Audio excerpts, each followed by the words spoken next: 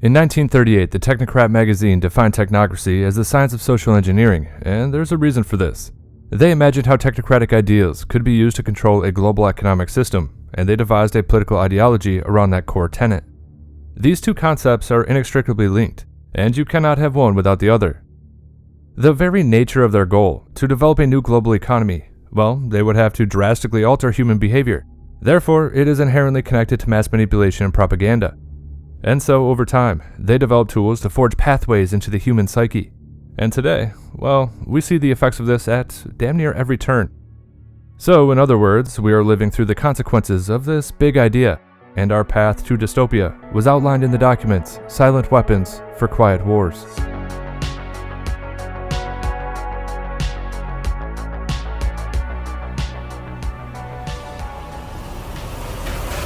Tonight, a stark warning that artificial intelligence could lead to the extinction of humanity. People will literally be part of a network.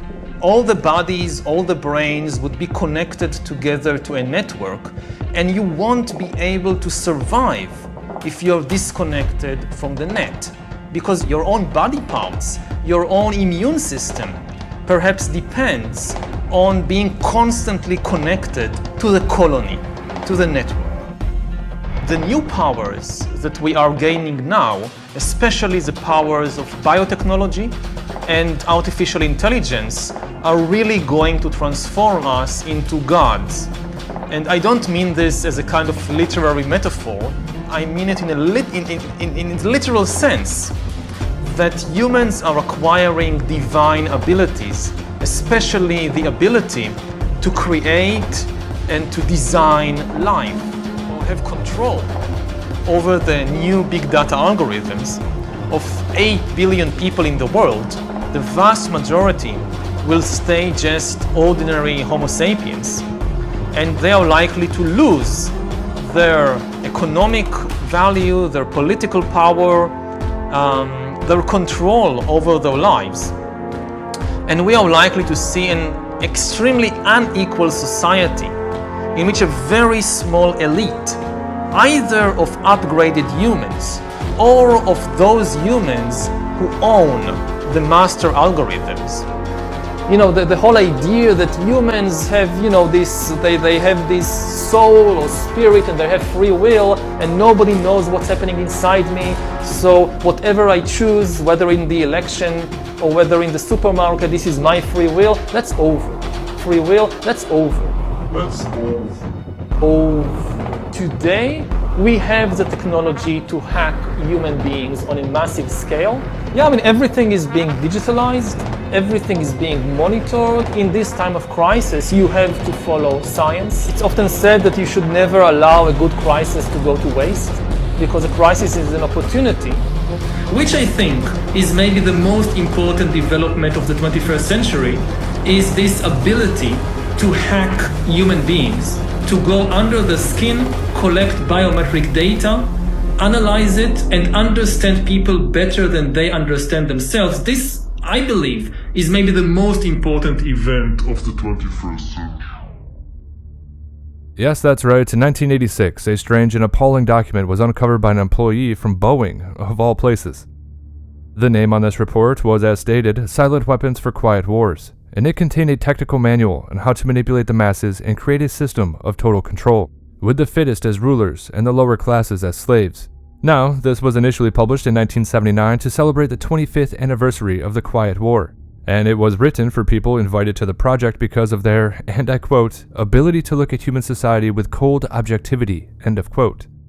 Well, that sounds nice, doesn't it? However, upon reading Silent Weapons for Quiet Wars once again, it is now pretty obvious how well it corresponds to the ongoing efforts to reform the global governance system and effectively construct a digital world brain.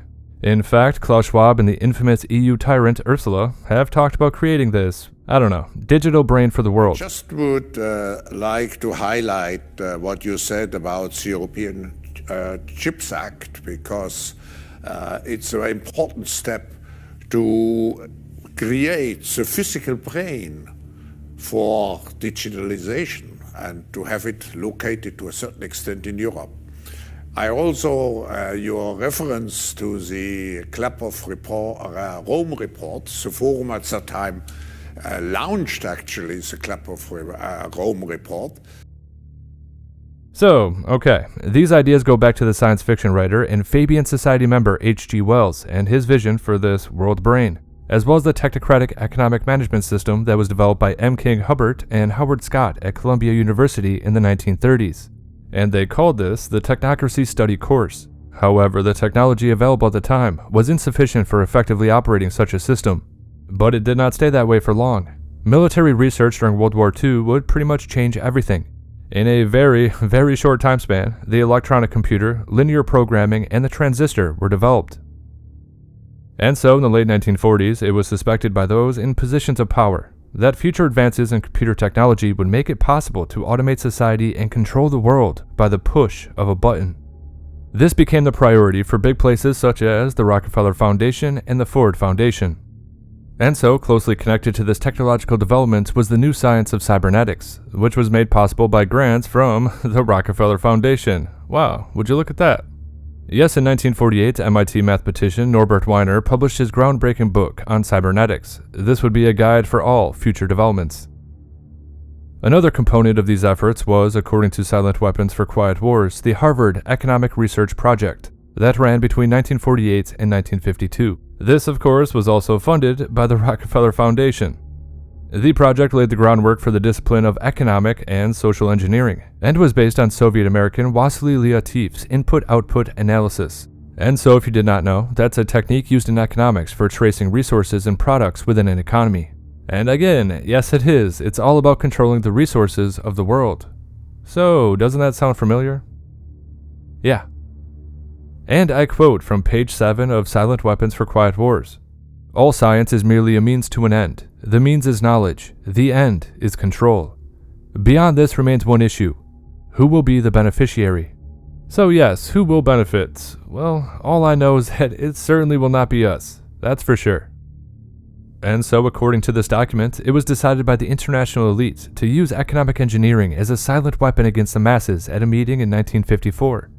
This, of course, was the first Bilderberg meeting, a secretive event which was started by Prince Bernhard and David Rockefeller. It was also at this meeting in 1954 that they first discussed creating the EU.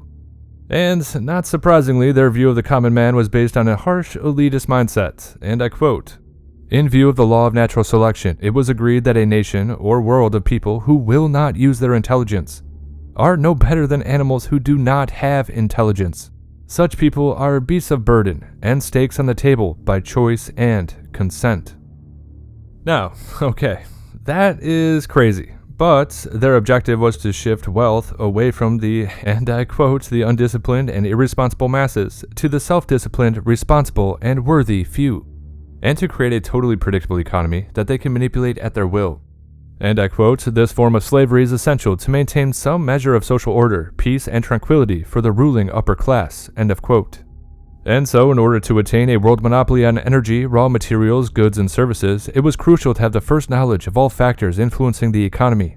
This would give first-strike capabilities and the ability to engineer the global economy in a desired direction. So once this agenda was agreed upon, the aspiring world controllers made it a priority and resources were allocated to laying the foundation for the future digital world brain. In 1956, the new discipline of artificial intelligence was established during the Dartmouth Conference, again with funding from the Rockefeller Foundation. It was also the year that the Shockley Semiconductor Laboratory opened its operations in what would become Silicon Valley. And it was at this time that companies like Intel and Apple gained support from the Rockefellers from a capital firm called Venrock. So the idea is that people would be lured into this new system by the application of a set of manipulative techniques. The goal was to make the populace more prone to the changes and give up their sovereignty. And in their eyes, this had to be done through demoralization and diversion. They go on to say in this document that this could be achieved by, and I quote, "disengaging their minds, sabotaging their mental activities, providing a low-quality program of public education." Yeah, they certainly did that, didn't they? The next one, and I quote, "engaging their emotions, increasing their self-indulgence and their indulgence in emotional and physical activities." And yeah, we can check yes on that one too. What about the third one? and I quote, rewriting history and law and subjugating the public to the deviant creation, thus being able to shift their thinking from personal needs to highly fabricated outside priorities. And yeah, that sounds like consumerism. However, this one is one of the more nefarious. And I quote, to succeed, the family unit had to be carefully disintegrated. End of quote. The family unit must be carefully disintegrated, and state-controlled public education and state-operated child care centers must become more common, and also legally enforced as to begin the detachment of the child and mother and father at an early age. End of quote. Wow, okay, so yeah, we can check yes on that one too. Now they are very careful and strategic in their thinking. In their eyes, the silent weapons would gradually be applied, resulting in adaptation to and tolerance of the new conditions, before the psychological and economic pressure in the end would become too great to endure. The ordinary man would then surrender and give his consent to the complete takeover of the elites. And so, how would you force humanity into the cage? Well, they had a plan for quote-unquote shock treatments. And then the response of the household to future shocks can be predicted and manipulated, and society becomes a well-regulated animal with its reins under the control of a sophisticated, computer-regulated, social energy bookkeeping system. So, yeah, okay, that does not sound nefarious at all. Anyway, the future system would be based on social credits, with the aim of weeding out the unfit from the social body. This meant that every individual element of the structure would come under computer control through a knowledge of personal preferences. The individual would be identified with the use of a credit card and later with a permanent tattooed body number. Well, that sounds like digital ID, doesn't it? Yes, it does. That's right. This is the background to the introduction of today's digital identity system. And guess what? The Rockefeller Foundation and Microsoft funded ID 2020. Yeah, it's always the same players. The only thing they needed was data, as H.G. Wells wrote in his 1905 book, A Modern Utopia, and I quote, these index cards might conceivably be transparent, and so contrived to give a photographic copy promptly whenever it was needed, and they could have an attachment into which would slip a ticket bearing the name of the locality in which the individual was last reported. End of quote. Yes, geolocation and mass surveillance. You know, it all does sound like quite an elaborate plan, doesn't it? I mean, this came out in 1905. Anyway, let's move on. Yes, that's right, this new control system required personal files with intimate information on pretty much everybody. In this way, habits, behavior, and preferences could be studied in order to manipulate society as a whole. And I quote from page 48 of Silent Weapons for Quiet Wars. A silent weapon system operates upon data obtained from a docile public by legal, but not always lawful, force. Okay. Now, what they are describing, as stated, is the digital ID system. Now, the reason I say that is because the ID 2020 system would incorporate hospital records, psychiatric records, payment records, credit cards, etc. They would also scour your shopping history, browsing history, and pretty much all your social media. All of it's going to be collected and centralized to your digital ID, which could be accessed through a QR code. I mean, really, since the internet revolution and the creation of Google and Facebook, the possibilities for data collection has, of course, become, well, nearly limitless. This is how sociopaths operate. They seek knowledge about the weakness and strengths of their victims in order to influence and ultimately control them. And yeah, these are the people who are controlling the world, who are running the Great Reset. So, just saying, you might want to watch out. Via this technocratic control, the effects on the population regarding every global shock were to be analyzed, followed by the introduction of new building blocks for their new global order. With newly acquired support from the general public, it is effectively the well-known formula, problem-reaction-solution. Yes, that's right, the old Hegelian dialectic. The objective was to set the public economy into a predictable state of motion or change. That would, and I quote, convince the public that certain expert people should take control of the monetary system and establish security for all, end of quote. Therefore, the citizens, no longer in control of their financial affairs, would then become, and I quote again, totally enslaved. And as you might know, this was talked about by Brzezinski in 1968, and I quote, this power will gravitate to those who control information and can correlate it most rapidly. Our existing post-crisis management institutions will probably be supplemented by pre-crisis management institutions, the task of which will be to identify in advance likely social crises and to develop programs to cope with them. This could encourage tendencies during the next several decades towards a technocratic dictatorship, leaving less and less room for political procedures as we now know them." End of quote. Now, if you don't know, Brzezinski co-founded the Trilateral Commission with David Rockefeller in 1973, and the Trilateral Commission has become a central player in achieving this goal. And now we're getting to an era that we've talked about quite a bit. So the first phase started with the introduction of this population problem based on the Neo-Malthusian death cult of the 1960s. This was further helped along by Paul Ehrlich and the population bomb and the Club of Rome's limits to growth. We had formed an organization called Zero Population Growth, and then Johnny took me on The Tonight Show. Would you welcome Dr. Paul Ehrlich? You have to get the death rate and birth rate in balance, and there's only two ways to do it. One is to bring the birth rate down, the other is to push the death rate up. I did the show maybe 20 times, and we went from 6 chapters and 600 members to 600 chapters and 60,000 members. We are starting in now. This is the first step. The Bagleys belong to a growing number of young marrieds who favor ZPG, zero population growth. How many children do you have? 2. I have 2 children. Ehrlich's views on how to bring the birth rate down were concrete. Compulsion if voluntary methods fail, creating a blacklist of people, companies, and organizations impeding population control in the U.S., responsibility prizes for childless marriages, a tax on children, and a luxury tax on diapers and cribs. The concerns about population became misanthropic. And it was taken with so much seriousness that Paul Ehrlich could recommend things like putting stuff in public water that would make people not as fertile. Panic is not too strong a word to use for some of the advocates that I referred to as true believers. It was a zeitgeist that was taking shape. Attention, all citizens. Childbearing is herewith forbidden. One of the things about zeitgeist is they have astonishing durability. It appears that large families are on the way out, and ZPG may be possible. And those led to the very first World Economic Forum meetings in the 1970s. And the backdrop of that was the UN Conference on Environmental Development in Stockholm in 1972, followed by the 1973 and 1979 oil shocks with economic turmoil as a consequence. And then that was followed by environmental protests against nuclear power and warnings of a disaster. The movie The China Syndrome was about that very topic, nuclear disasters and the potential of it happening, and that premiered in March 1979. However, just 12 days later, we got the 3 Mile Island nuclear accident. And yes, you might be thinking, well, that's quite the coincidence, and it is. Or, wait, is it? You know, they do say, timing is everything. And so the environmental problems that were highlighted set the stage for the Brundtland Commission and the Sustainable Development Doctrine. And so their message was pretty clear. The people and the planet were in need of the guiding hands of the elite in order to avoid the problems that these elites themselves had created. A truly, truly psychopathic methodology.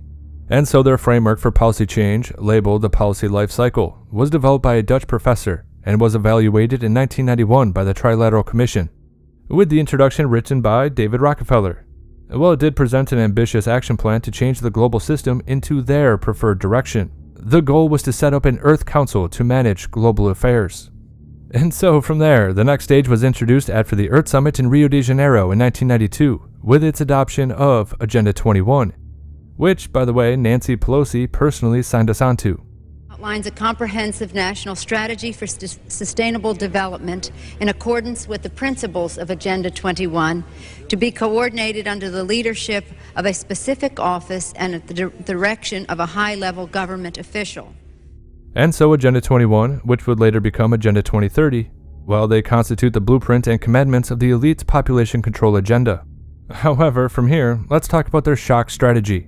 The quote-unquote shock strategy was elaborated by the Rockefeller and UN-funded Global Scenario Group in the 1990s, resulting in the report The Great Transition, The Promises and Lures of Our Time, which we just talked about a couple weeks ago. You know, Fortress World. Yeah. This report described possible paths towards a sustainable utopia, with a world regulatory authority, and listed several crises acting as their transformative agents leading up to a general systemic crisis that would trigger the global reform era. Yes, the stage was set to give the new century a running start. Crisis upon crisis would hit the population and would create quote-unquote opportunities for the elites. And so from page 47 of Silent Weapons for Quiet Wars, and I quote, "The general rule is that there is profit in confusion. The more confusion, the more profit. Therefore, the best approach is to create problems and then offer these solutions." End of quote. So in 2001, we had, 9/11. In 2004, we had the Madrid train bombings. In 2005, the London bombings. In 2005, we had Hurricane Katrina and floods in Europe. In 2008, we had the energy crisis and the global financial collapse. In 2009 to 2010, we had the swine flu pandemic. In 2015, the refugee crisis. In 2017, the oceans plastic crisis. And then, of course, in 2020, we had the medical incident that we all know very, very well. And so the 2008 global financial crisis essentially established G20 as the premier forum for economic cooperation and crisis management, with G7 and the newly founded BRICS system as supporting bodies. And that right there set the stage for the World Economic Forum to step up as the leading agenda setter for public-private partnerships, aka techno-fascism, and also their young global leaders penetrated global governments. Even Vladimir Putin and so on, they all have been young global leaders of the World Economic Forum. Mm-hmm. But what we are very proud of now is the young generation, like Prime Minister Trudeau, President of Argentina and so on, that we penetrate the cabinets. So yesterday I was at a reception for Trudeau, and I know that half of this cabinet, or even more half of this cabinet, are for our actually young global leaders of the world. And so in 2015, Agenda 2030 and the Paris Climate Agreement was adapted, followed by the World Economic Forum's declaration of the Fourth Industrial Revolution in 2016. The latter was a technocratic and transhumanist plan for systems transformation. You might ask yourself, can we get to be superhumans? In June of 2019, the World Economic Forum and the UN signed a formal partnership to further their agenda. This became a part of G20 Society's 5.0 framework, which was presented at the G20 Annual Summit in July 2019. And then, of course, in 2020, the medical crisis that we all lived through triggered the quote-unquote Great Reset, with a mission to build back better. But, their plan is to build back better from the ashes, yeah. The current global crisis has disrupted every aspect of our lives, but it has also presented us with an extraordinary opportunity, a chance to reset and accelerate efforts to improve the state of our world. Anyway, this meant that expanding the power of the World Health Organization through a revision of the international health regulations would have to happen. And we have talked about this as well. It's called Our Common Agenda 2021. This includes total digitalization through a global digital compact. And the data that's collected from everybody's behavior will be analyzed through, and I quote, a future labs network. People's actions will be balanced to not exceed planetary boundaries and infringe on the rights of future generations. The misinformation and disinformation agenda that threatens the UN agenda will have to be dealt with, as they say. They also say in Our Common Agenda that illegal activities will be mapped through a space surveillance technology. They also go on to say that an emergency platform would have to be set up in case of global shocks. The poly crisis that we talked about? Yeah. And lastly, Our Common Agenda includes this, and I quote, the G20 nations, along with the UN and global financial institutions, will evolve into an apex body for the world economy. And so that right there is going to be agreed upon and signed at the Summit of the Future in September 2024. So mark your calendars, okay? And so, all in all, this constitutes the geopolitical framework that is set to absorb the inevitable shocks and strains of social political change, with an upgraded UN at its helm. This, of course, was foreseen by Brzezinski in his 1997 book, The Grand Chessboard. This constitutes the future world system that was envisioned in Silent Weapons for Quiet Wars.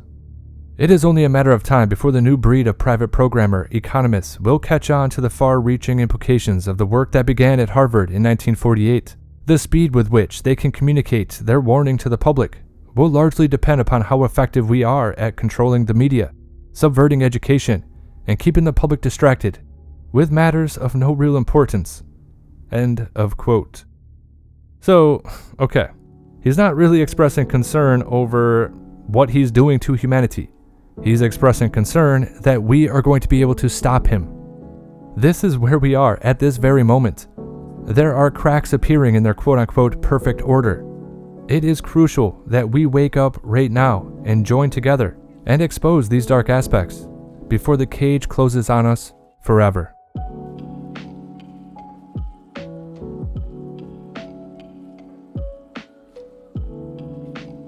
Once again, this is HelioWave. If you like the content, like, comment, and subscribe. Share the video if you want to. If you're in a position to, consider subscribing on Locals or Subscribestar. As always, make sure you disobey those true fascistas, and yes, I do hope you have a good night.